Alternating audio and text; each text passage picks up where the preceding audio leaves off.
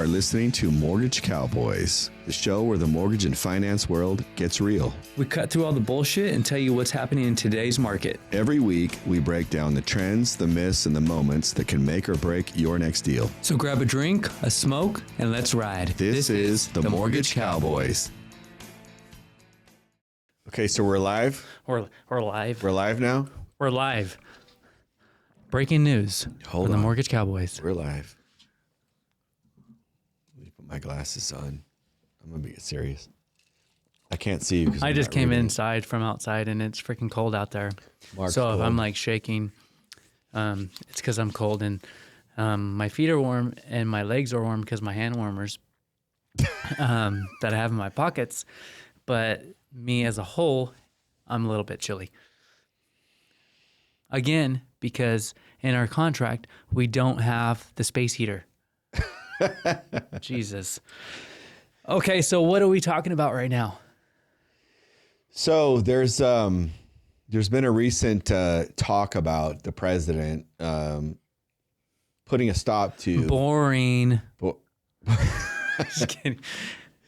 Putting a stop to institutional investors, big funds, big companies, big funds having bought up a lot of the homes, a lot of property over the last several years, which has put a strain on the availability of inventory on the market. So that's kind of a thing right now, and stopping them from being able to do that. So the reason they bought properties up evidently is, to as an investment to rent them out. But there's part of what our problem is with house prices going up was the lack of inventory. And a lot of that inventory has been bought up evidently by large institutional funds. So the interesting with that is, though, I've heard a lot about that. Don't know that I've seen it a lot. Don't know that I've seen it a lot. Maybe huge multifamily where you have like giant apartment complexes and stuff, but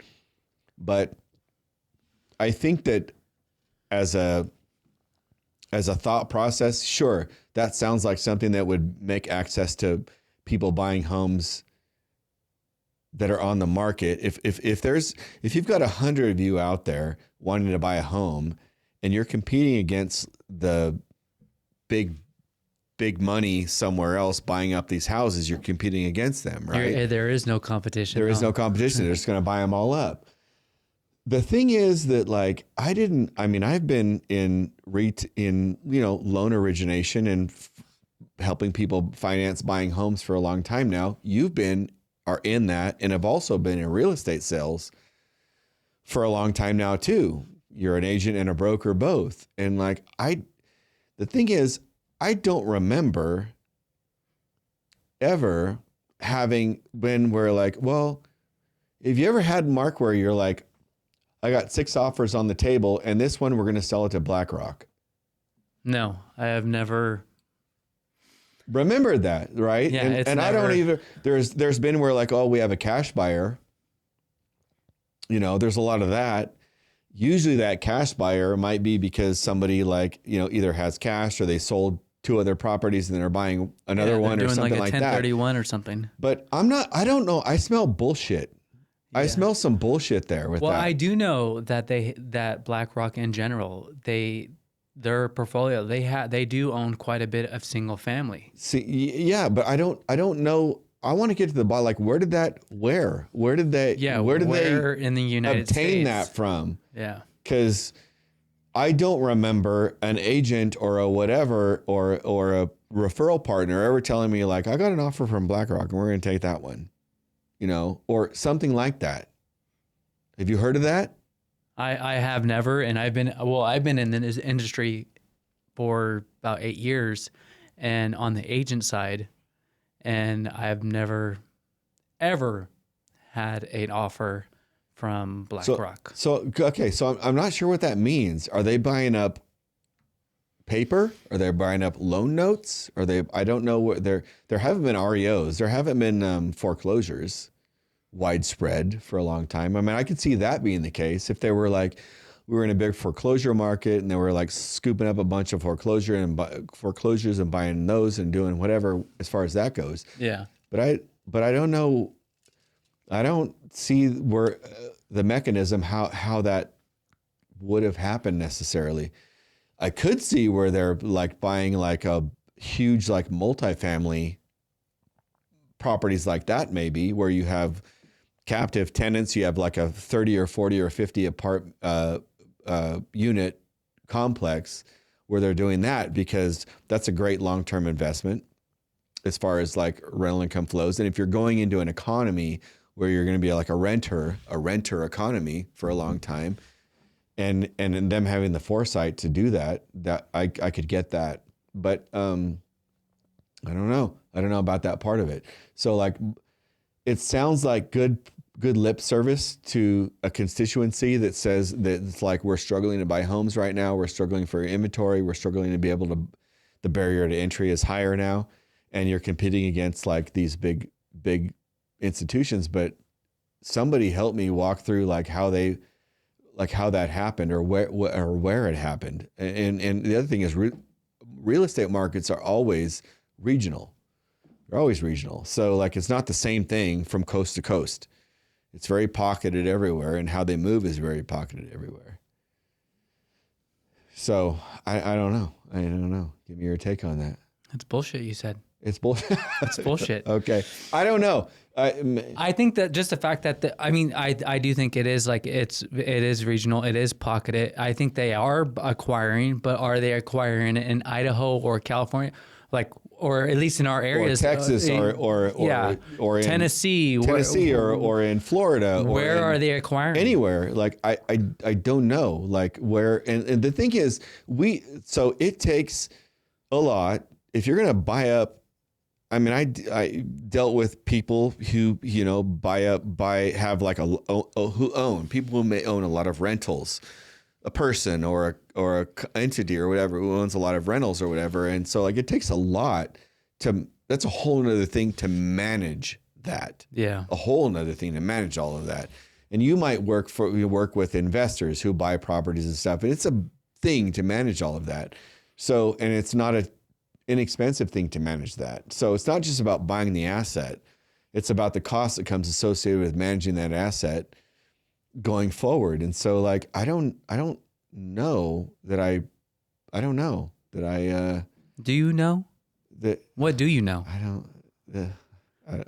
I can't say. I can't say what goes on up there, but yeah, I don't know. I could see where they may, in a certain market, like buy up inventory to flip and sell. I can see that for profit, to turn a profit on or whatever. But I don't know how we've suddenly reached where like a large segment of home ownership now, or what they own is where all this went to. I'm not so sure. Well, the thing is that they're trying to put a stop to it as well, where they can't acquire. Which I that's a slippery slope, because how do you tell someone you can't buy something? Yeah. Like how do you they're going to just want to find a way around it, because there is going to be a way around it. And I'm sure these billionaire companies will find that way around. Sure. And maybe they'll push it under a LLC to, Sure. to do it. There's always going to be a way around. I could see where, like, let me give a lame example, but like, let's say a few years This show back, is not lame. it's pretty lame, dude. But bear with us. Okay. I could see where a couple of years ago, like a while back, like Zillow went in, and Zillow like bought up a bunch of homes. And just, all right, you already said that Zillow, now what Zillow going through? Zillow is going through a bunch of horse shit because they just did things the wrong way. They did, yeah. They fucked up again. But again. So, I mean, I don't know if that's a great example, because that's like Zillow is probably the worst example you could say. Well, Zillow decided to get into the home buying market a while back. And like home loans. Home loans, dude. Like, by the way, I don't know. My consensus is Zillow's trying to take all of our jobs, or not of our jobs. That's AI though. AI is supposed to take all of our jobs. This is the evolution of things in general. Is that like they're gonna, they'll find a way to encapsulate and take over that segment of the marketplace. Like they're just trying to create a monopoly where it's like everything's all them. So yes, exactly that. What he said. So Zillow is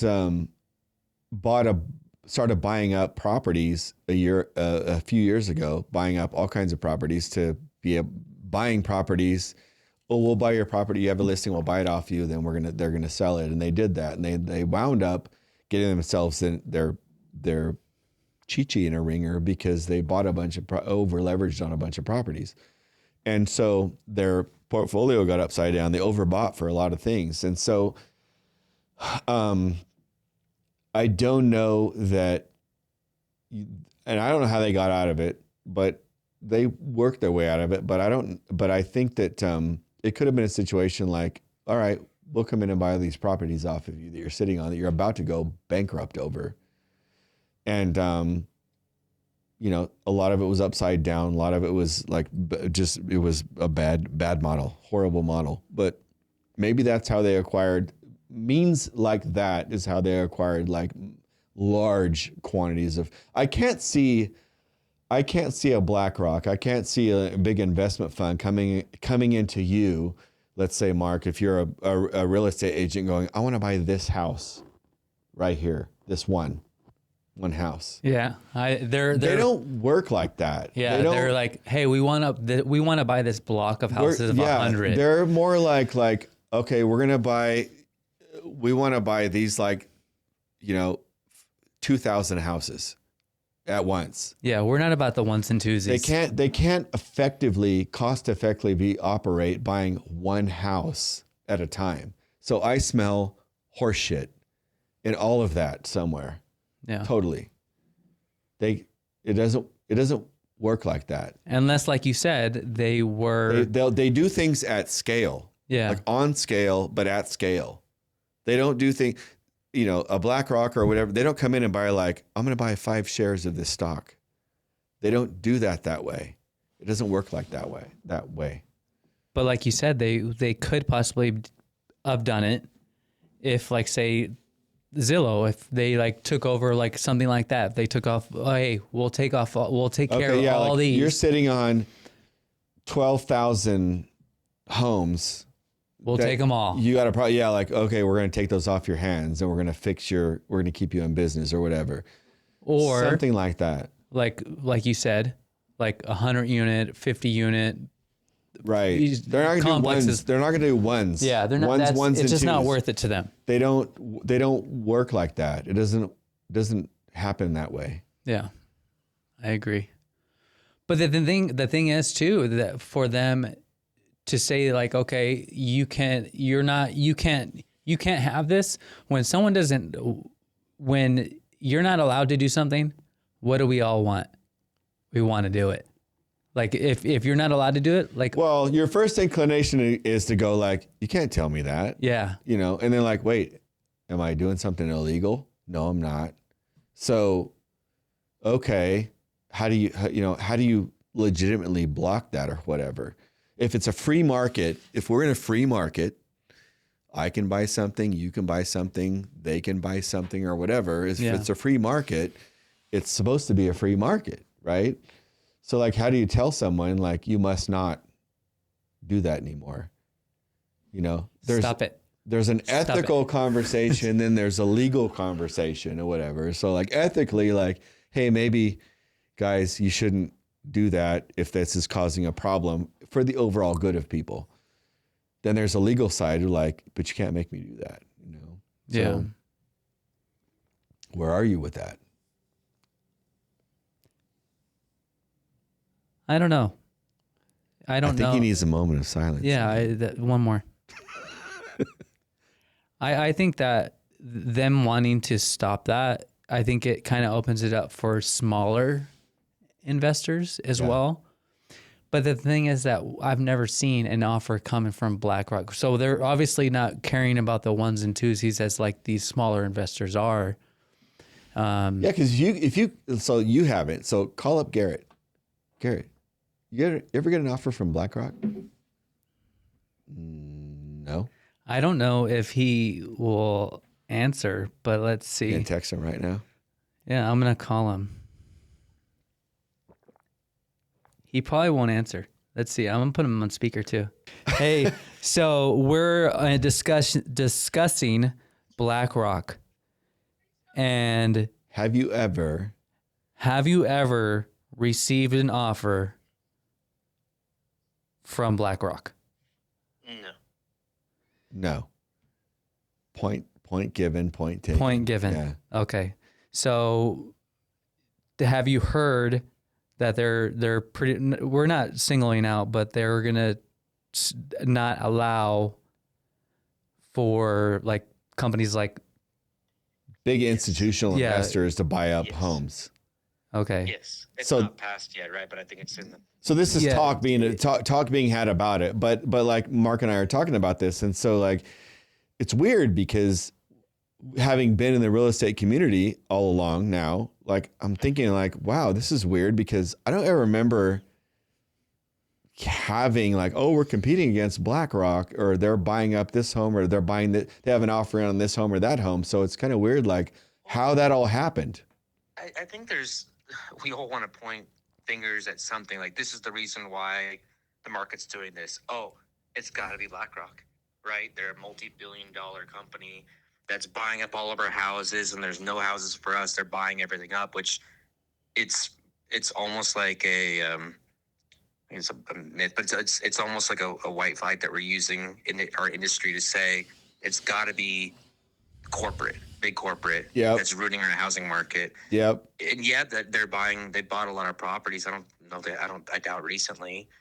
But you've got places, and I think there was a time and place for that as well. You had Zillow that was buying a house. You had Open Door that was buying. There was a couple others that they were just acquisition during COVID, but they were hitting it a little bit too late because when market values are going up 1% to 2% per month, which I don't think BlackRock was doing that. I think they were just requiring long term. It kind of made sense to buy. Bye.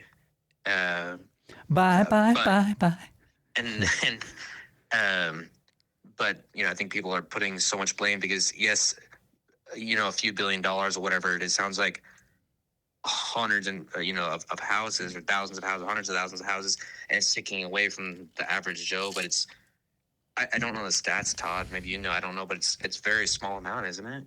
It's got to be. Well, I was telling Mark, Garrett, that I thought, like, I know how these, if you think about how it works, Garrett, if you're going to own 1,000 or 5,000 or 10,000 houses, do you know what it costs to like manage that? It's a lot.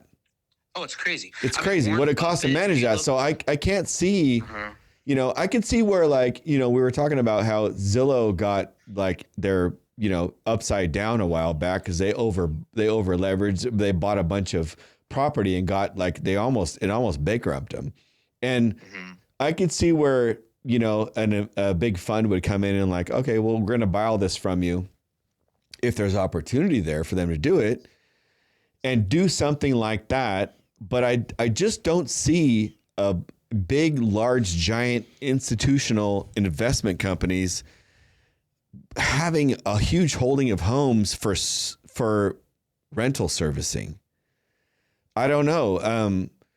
Well, I'll tell you something. I don't know when it was, Todd, but it's when still people were a little bit nervous. It was after, the big, I'm not scared, but I'll never forget that if sometime during that time, like 2010, 2011, I'm not sure when it was, but Warren Buffett, who I think most people admire a lot, he said something along the lines of if he had a way to buy, I forget, it was like 250,000 single family homes, a way to manage them, he would buy them in a minute. Sure. He'd buy them. Sure. But that's the problem. But what you said, is what do you do with them after you buy them? He believes so strongly in it being a long-term asset. But, it helps against inflation. People always need a place to live. But he's not worried about the demand. He's worried about maintenance and tenant turnover, and management. Yes. And it's inefficient compared to buying one big asset instead of 250,000 houses. Yes. Agreed. It doesn't make sense. The logistics and operations behind it's insane. Agreed. I think it's going to add up, and I think it does affect it to some extent. The more and more investors are buying homes. I mean, just an example in the Treasure Valley here, I think it's like 1 in 3 for a while purchases were investment purchases. So it does have an impact, and those aren't big, big buyers, but it starts adding up when you start having families own 2 or 3 rentals that are living here locally or coming in from out of town or whatnot. But that, again, we're kind of in a different area than the rest of the United States too. That's not always as common as you're going to see. Yeah. Well, I could see BlackRock, like by extension, buying up big segments of like multifamily. If they know that, like, okay, so if they do know, they're pretty smart. They know that, like, okay, the home ownership economy is going to get squeezed in the next 10 to 15, 20 years. And so there's going to be an asset class. That's the rental class. That's going to be lucrative for them. Okay. And I can see them buying up large amounts of like multifamily. Like I'm talking about like 30, 40, 50 unit multifamily complexes at some kind of scale where you're talking about buying like companies that own many at a time. All right. That's how they do stuff like that, All right. They don't buy one house at a time. But that's the conception that the public has, because you have to point the finger at somebody. Yes, it's pretty easy to point to yeah. big corporations. Big corporations right now are they're bad, right? They're the ones. It's not just inflation. They're using inflation as a scapegoat to raise prices, blah blah blah. So yep. I think you're right about yes. You can buy 250 doors in one complex with a management company. You're not going to go out there and say, I want this one, and then I want that one on ABC Street, and then this one on Main Street. That's not a thing. And I know, yeah. Doing that, but not on that kind of, not on a BlackRock scale with the bigger multifamily stuff. Correct. Agreed. Okay, good. We see it the same way. Because if I bought like one by one, a bunch of different rando single families, like you're gonna maybe go broke if you can't manage that right at scale. So. No, there's no infrastructure to support that. Mm-hmm. So, okay. Yeah, it's you're gonna see it out there with people, the doom scrollers that housing is unaffordable and all that, and that's gonna be an easy scapegoat is BlackRock. I'm not saying BlackRock is good, or that I'm for them buying so many REITs and real estate funds and kind of driving that up. It's but at the same time, I think it has a little effect on our single family home market. Yeah. So what you mentioned was important, because a REIT. So a REIT is a real estate investment trust. Okay, it's an acronym, REIT, right? And so that has that's a fund that has REITs. Early in the days, we were using funding money from REITs to like make mortgage loans individually to people. So that just means that the money to buy those houses is coming from a certain source, but we're talking about houses at scale. And so a REIT might have like 10,000 homes and mortgages invested into a REIT, into a real estate investment trust. And so that's how they're buying. So they're not buying. So like there's the misperception being placed in the public, and like, oh, they're buying up all these single family homes. They're not. They're buying a group of the paper on those houses at giant scale. The paper being like the ownership and then the mortgage loan or investment that people are paying to buy and own those homes within the REIT.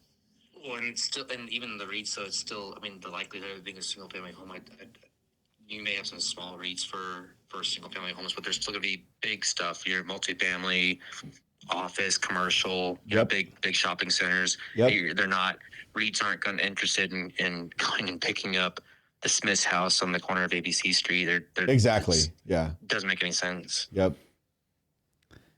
Okay, that's all I need of you. Okay. Bye. Talk to you guys later. Bye. Thanks, dude. Well, there you have it. I love Garrett. I could have said some inappropriate stuff, but I You refrained could've, myself. yeah. I Save that for later. yes, I did. You can call him back after the podcast and be like, all right, dude. Okay, one more time. So, let's see. He'd be like, what the fuck, man? Yes. Hey, are you pooping?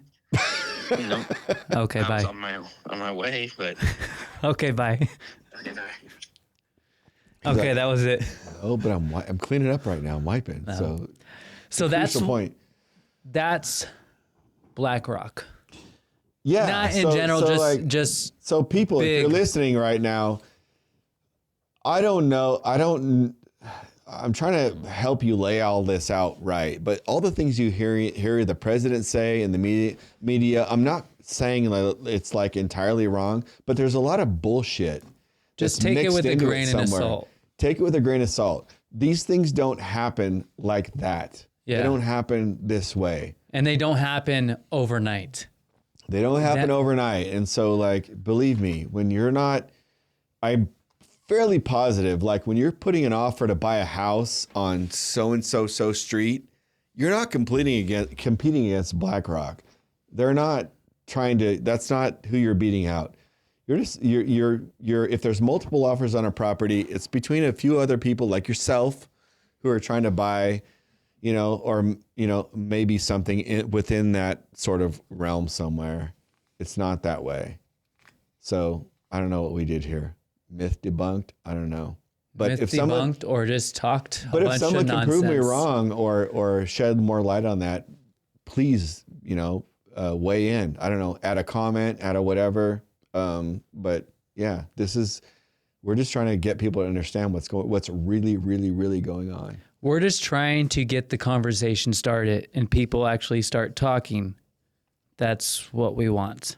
That wraps up this week's ride on Mortgage Cowboys. If you got something out of today's episode, share it with your favorite friend, client, realtor, or that one loan officer who really needs to hear this. Don't forget to like, subscribe, and leave a comment of your own mortgage or finance story. Keep your deals clean, and we'll see you on the next episode of Mortgage Cowboys. Stay classy, bitches.